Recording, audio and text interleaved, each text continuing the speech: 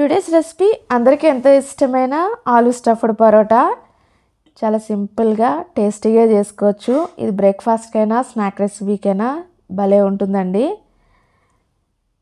ఇది ఎలా తయారు చేసుకోవాలి ఇప్పుడు చూద్దాం. హాయ్ అండి, నమస్తే, వెల్కమ్ టు ఫుడ్ క్రియేటివ్స్. ఇది తయారు చేసుకోవడానికి ఇక్కడ నేను 1.5 కప్పు మైదా ఫ్లోర్ తీసుకున్నాను. కొద్దిగా సాల్ట్ వేసుకుందాం. ఇలా సాల్ట్ వేసుకున్న తర్వాత పిండి అంతా కలుపుకోవాలి. తగినంత వాటర్ పోసుకుని చపాతీ ముద్దలా కలిపి పెట్టుకోవాలండి. పిండినంతా ఇలా సాఫ్ట్గా కలుపుకున్న తర్వాత కొద్దిగా ఆయిల్ని స్ప్రింకిల్ చేద్దాం. మూత పెట్టేసుకుని ఒక 15 మినిట్స్ పాటు పక్కన పెట్టుకుందామండి. ఇవి ఉడికించిన పొటాటోస్ 2 తీసుకున్నాను. వీటిని మ్యాష్ చేసుకోవాలి. ఇలా మెత్తగా మ్యాష్ చేసి పెట్టుకోవాలండి. పక్కన పెట్టుకుందాం. ఇప్పుడు కర్రీ ప్రిపేర్ చేద్దాం.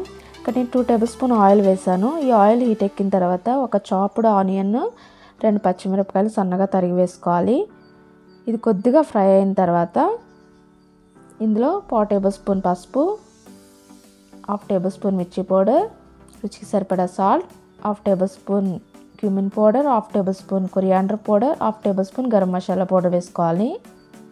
ఇలా అన్నీ వేసుకున్న తర్వాత మనం ఆల్రెడీ మ్యాష్ చేసి పెట్టుకున్నాం కదా ఆలుగడ్డని ఇందులో వేసేసుకోవాలి. అలానే ఉడికించినవండివి బఠానీ ఒక 2 టేబుల్ స్పూన్ వరకు వేసాను. ఇలా వేసుకున్న తర్వాత ఒకసారి అంతా కలుపుకుందాం. ఇందులో చాప్డ్ కొరియాండర్ లీవ్స్ కూడా వేసుకుని ఒకసారి అంతా కలిపి పెట్టుకుందాం. అంతే అండి, కర్రీ ప్రిపేర్ అయిపోయింది. పక్కన పెట్టుకుందాం. ఆల్రెడీ 15 మినిట్స్ పాటు పక్కన పెట్టుకున్నాం కదా, పిండిని ఒకసారి కలుపుకుందామండి. పిండి సాఫ్ట్గా అయ్యింది. ఇందులో నుంచి పిండి ముద్దను 2 సగాలుగా చేసుకుని దీన్ని చపాతీలో ఒత్తుకోవాలి.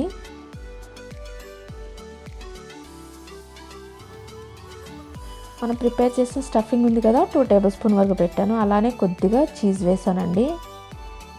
ఇలా చీజ్ వేసుకున్న తర్వాత సీల్ చేసుకోవాలి.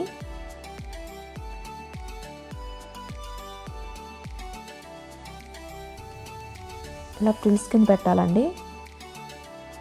ఇది మొత్తం క్లోజ్ చేసేసుకోవాలి, కర్రీ బయటికి రానికుండా.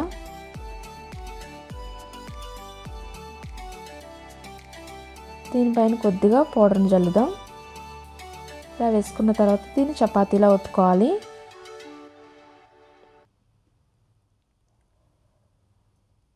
ఇలా చపాతీలా ఒత్తుకున్న తర్వాత స్టవ్ పైన పాన్ పెట్టుకుని కొద్దిగా బటర్ అప్లై చేద్దామండి. బటర్ ప్లేస్లో ఆయిల్ కూడా అప్లై చేసుకోవచ్చు. దీనిపైన కూడా కొద్దిగా బటర్ని కానీ ఆయిల్ కానీ అప్లై చేసుకోవాలి.